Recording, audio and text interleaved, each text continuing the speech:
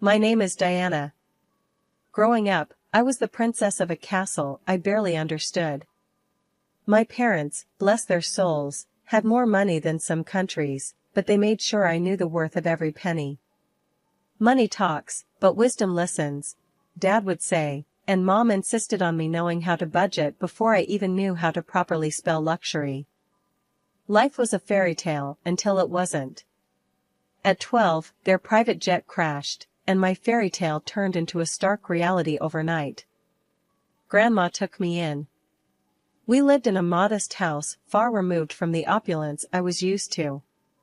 It was a different kind of life, one where luxury was in the love and care, not the material. My inheritance was a distant promise, locked away until I turned 25. So, I adapted, learned, and thrived under Grandma's guidance. College was my escape and my grounding. That's where Alex came into the picture. He was as far from my world as one could get, a scholarship kid with a heart of gold and a wit that could cut through any pretense. We clicked, in a way I never expected. Bringing him home to meet Grandma was a nerve-wracking experience. I hadn't told him about the money. Better he doesn't know, not yet, Grandma had advised, and I saw the wisdom in her words. I wanted Alex to love me for me, not my bank account. Grandma, this is Alex. I introduced them, my stomach in knots. Nice to meet you, ma'am, Alex said, extending a hand that Grandma shook warmly. Sit, sit, Grandma gestured, her eyes twinkling as she took in Alex's nervous posture. You're the young man who's stolen my granddaughter's heart. Alex blushed, a sheepish grin spreading across his face. I guess you could say that, ma'am. We sat down, and the conversation flowed more easily than I dared hope. Grandma shared stories of my parents, of me as a child, stories that made Alex laugh and look at me with a warmth that made my heart swell. You've got a good one here, Grandma said, nodding towards me, but looking at Alex. Takes after her mother, strong and kind. But don't you let her fool you, she's got a bit of mischief in her too. I can see that, Alex chuckled, squeezing my hand under the table. The evening went on, filled with laughter and shared stories. Alex fit into our world like he was always meant to be there. As he helped Grandma with the dishes afterward, I knew I had made the right choice in bringing him into this part of my life. Walking him out later, Alex turned to me, a serious look on his face. Your grandma's amazing, you know? And hearing about your parents, your life. I feel like I understand you more. I nodded, feeling a lump form in my throat. I'm glad, Alex. There's a lot to me, more than meets the eye, I guess. He smiled, pulling me into a hug. I'm here for all of it, every layer. Doesn't matter what's in your bank account. It's you I care about. I hugged him back, tighter than I ever had before. In that moment, I knew I could trust him, but I also knew the weight of the secret I was keeping. It was a delicate balance, one I hoped wouldn't tip and spill over. The ride to Alex's parents' house was a quiet one, filled with the kind of silence that's too thick to cut through. I could tell Alex was nervous, his hands gripping the steering wheel tighter than usual. You sure you're ready for this? I asked, trying to break the ice. Yeah, just, my mom can be a bit much. Don't take anything she says to heart, okay? Alex's attempt at a reassuring smile didn't quite reach his eyes. The house loomed ahead, grand and imposing. As we pulled up, my stomach twisted into knots. This was it, no turning back now. We were barely through the door when Alex's mom, Gloria, made her entrance. Her eyes landed on me like two laser beams, sizing me up in a way that made my skin crawl. So, this is the girl you've been hiding, she said, her voice as cold as the marble floors. Mom, this is... Alex began, but Gloria waved him off. I know who she is. Come, let's sit. I prepared some tea. Her command was not to be ignored, leading us into a living room that felt more like a showroom. The tea was served, and Gloria wasted no time. I hear you were raised by your grandmother. Must have been quite the humble upbringing, she said, the word humble sounding more like an insult. I clenched my jaw, fighting to keep my cool. It was. My grandma taught me a lot about life. Important stuff, not just fluff. Gloria's lips twitched in a smirk. I see. And your parents? Gone too soon, I heard. Tragic, really. How does one cope without the proper guidance? Alex jumped in, clearly uncomfortable. Mom, that's enough. Let's not. No, it's okay, Alex. I interrupted, feeling a surge of defiance. Yeah, my folks are gone, and yeah, it was tough. But I got through it. Made me who I am. Gloria sipped her tea, her gaze never wavering. Interesting. And what about your future, dear? Any plans, or are you just riding along on my son's coattails? That stung. I took a deep breath, reminding myself why I was here. I've got plans. Big ones. And I don't need to ride on anyone's coattails to make them happen. The air was thick with tension. Alex, bless him, tried to change the subject. Mom, let's not do this, okay? We're here to enjoy each other's company. Gloria set down her teacup, a calculated move. I'm merely trying to understand the woman my son has chosen. You can't fault a mother for caring about her child's future. The back and forth felt endless, a verbal tug-of-war where no one was winning. Just when I thought I couldn't take any more, Alex's sister, Lily, made her entrance. Her eyes were curious, but held an edge of judgment that matched her mother's. So, you're the famous girlfriend. Heard a lot about you. Not all good, I might add, Lily said, her voice dripping with disdain. I was about to snap back when Alex stood up. That's enough, both of you. We came here in good faith, to share a part of our lives with you. If that's not something you can respect, then maybe we should leave. The rest of the visit was awkward, to say the least. Conversations felt forced, every laugh a little too loud. But Alex held my hand under the table, a silent promise that we were in this together. As we left, I couldn't help but feel a mix of relief and frustration. I'm sorry about that, Alex said once we were in the car. They can be a bit intense. I sighed, watching the lights of the house fade in the rearview mirror. It's not your fault. But man, your mom and sister, there's something else.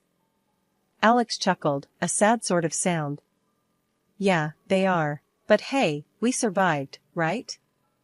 Survived and stronger. I agreed, leaning my head against the window. The night sky was clear, the stars shining bright. Maybe it was a sign. No matter how tough things got, there'd always be a way through.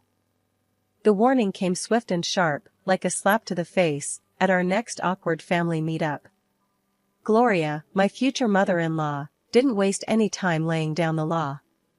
If you two are serious about getting married, we're getting a prenup signed, she declared, her eyes drilling into me as if daring me to object. I kept my cool, shrugged, and let out a low, fine by me. I'm not after your son's money. Alex looked like he wanted to crawl into a hole and disappear. Once we were out of there, he was all apologies and promises.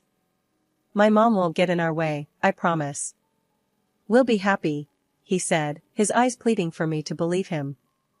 The wedding planning sailed smoothly enough, but the big day itself? That's when the storm hit. Lily, the sister-in-law-to-be, got sloshed beyond belief and decided it was showtime. In the middle of our reception, she staggered up, glass in hand, and slurred out accusations loud enough for the back row to hear. This one's a gold digger. Doesn't know the first thing about our kind of life. Illiterate, trying to snag my brother's cash. After that, there were other antics, molesting guests, and other things that are not customary to talk about in decent society. I felt my face flush hot with anger and humiliation. Without a second thought, I pulled out my phone and called the cops. This drama needed an audience, and I wasn't about to let Lily's performance go unchecked. The aftermath was a hurricane of accusations and threats. Gloria vowed revenge for the disgrace I'd brought upon their family. You've made a mockery of us. The press will have a field day with my daughter's antics, thanks to you. Alex was torn, trying to play peacemaker in a war that had no room for neutrality. I saw the strain in his eyes, the way his shoulders sagged under the weight of his family's drama and his desire to keep us afloat. But I stood my ground, my resolve hardening. This wasn't just about me anymore. It was about drawing a line, about not letting wealth or the lack thereof dictate how I was treated. As the dust settled, and the night grew quiet, Alex and I sat amidst the wreckage of what was supposed to be our happiest day. "I'm sorry," he whispered, his voice heavy with unshed tears. "I never wanted any of this." I took his hand, feeling the rough edges of our new reality. "We'll get through this. But things need to change. Starting with setting boundaries with your family. The vow we made that night wasn't just about staying together. It was about fighting for the respect we deserved, about not letting old money or old grudges define our future." 2 years slipped by since we said "I do," and those vows felt heavier every day. Gloria practically vanished from our lives, and honestly, I didn't miss her one bit. But it wasn't just her absence that marked those years. It was Alex's changing attitude that really drove the wedge between us. He'd come home late, if at all, muttering excuses about work that didn't quite add up. The warmth we once shared cooled into courtesy, and then, even that faded. The tipping point came one night when he threw his jacket on the chair like it had personally offended him and said something I never thought I'd hear. "You know, I could have done better. Married someone with a bit more class, more in line with my circle." His words stung like a slap. I stood there, gobsmacked, wanting to scream, to tell him about the fortune that was mine. But Grandma's voice echoed in my head, advising patience, to see Alex for who he truly was. So, I swallowed the truth and the hurt, biting back tears. I thought maybe, just maybe, if we had a child, it might bridge the gap between us, remind him of the love that brought us together. "Alex, don't you think it's time we thought about having a baby?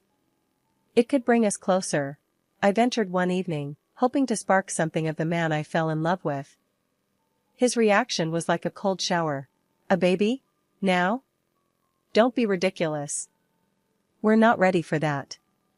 Not by a long shot." That conversation shut me down.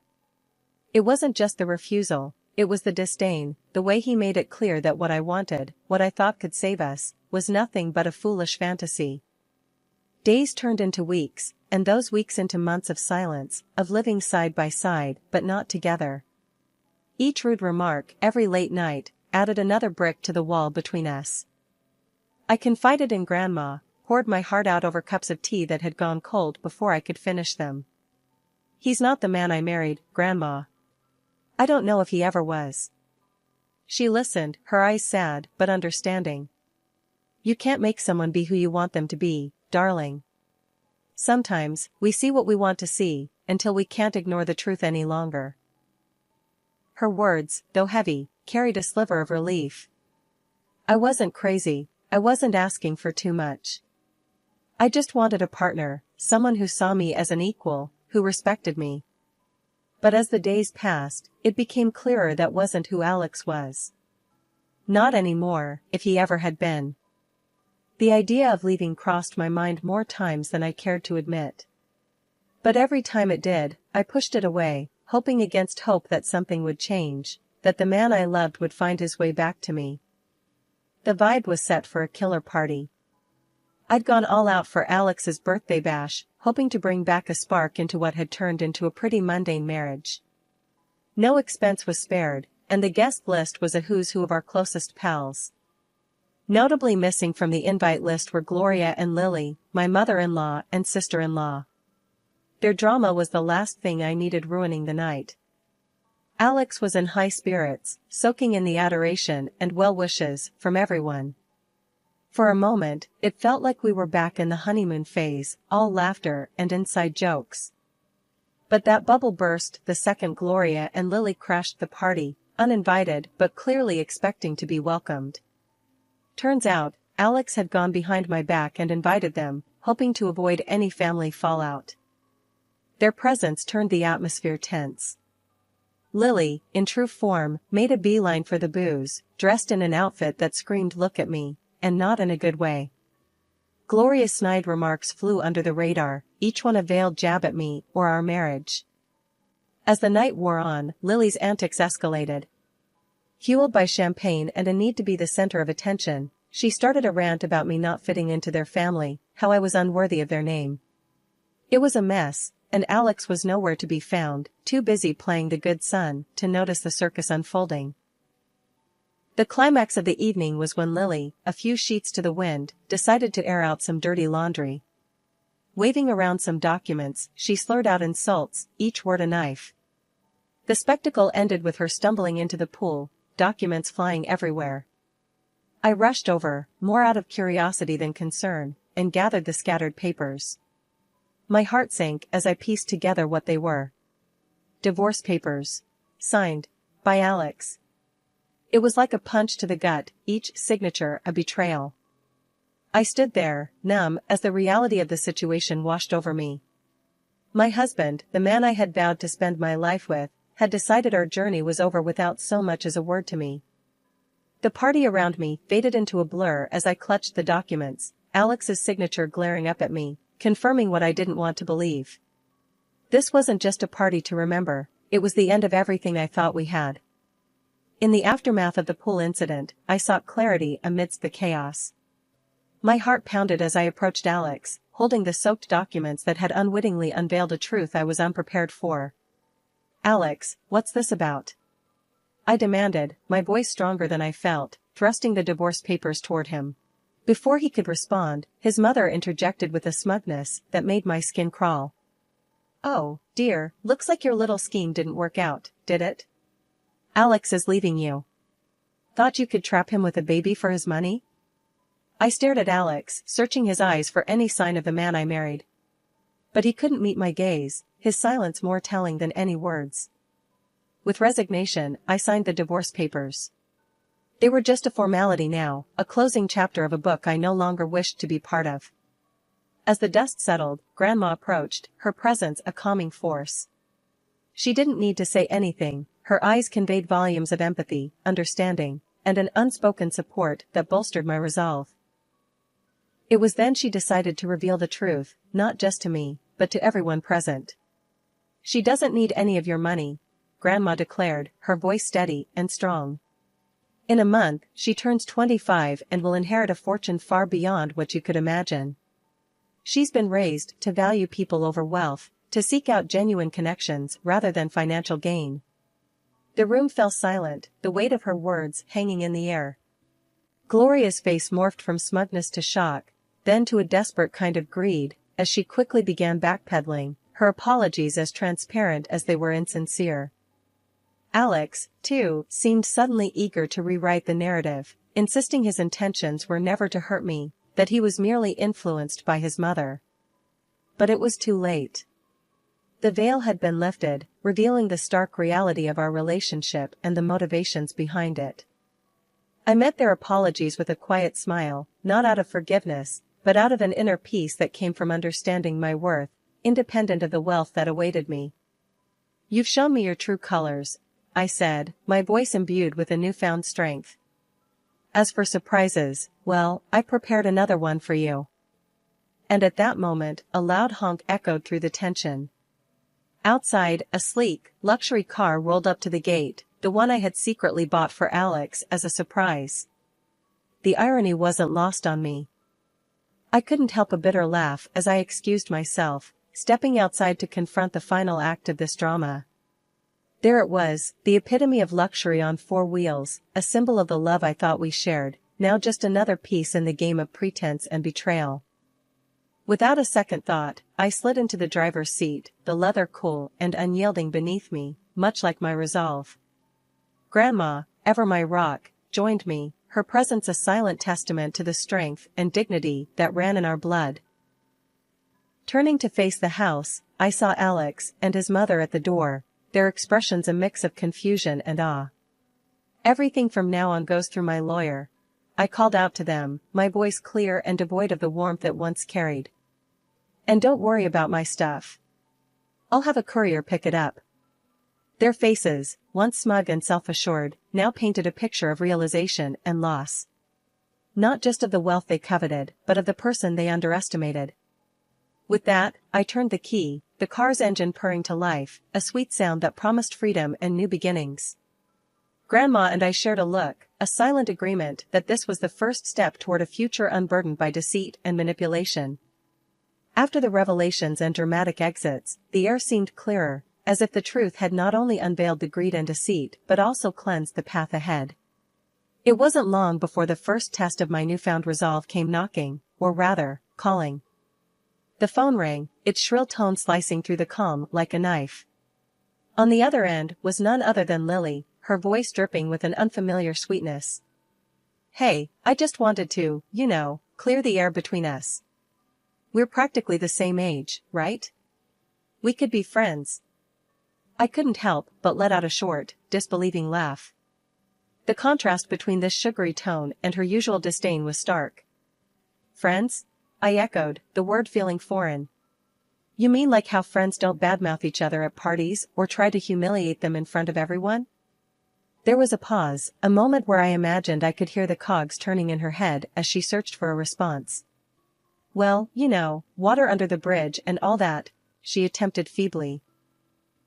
"Water into the pool, you mean?" I shot back, unable to resist the jab. The silence that followed was telling.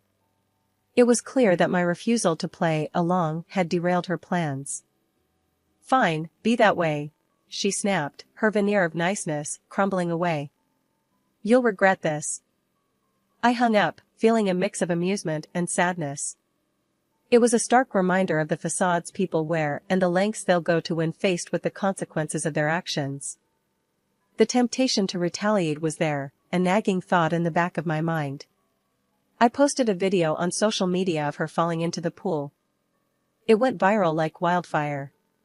Within an hour, 1,000 people had liked it. My sister-in-law was internet famous. She tried to call me, demanding I take it down, but I just blocked her. I'm done with her fake sweetness and her nasty attitude. A week after that, my phone rang with a number I knew all too well. It was Gloria, her voice unnaturally sweet, offering an olive branch she hoped I'd grasp. "Let's put the past behind us.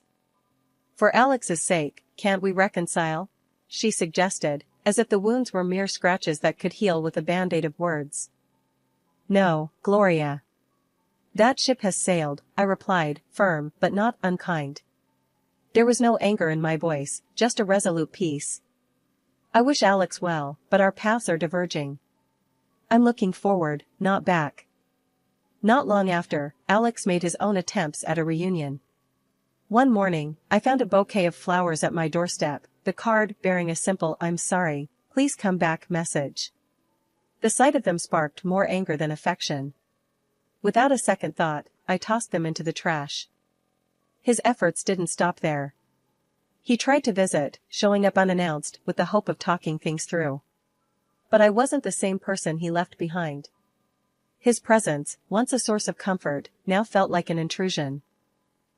One evening, as he made yet another uninvited appearance, I met him at the door, with a resolve as hard as steel. "If you don't stop this, I'm going to the police," I warned, my voice steady and firm. "Your apologies can't undo what's been done. It's over, Alex. Really over." The gravity of my words finally seemed to reach him.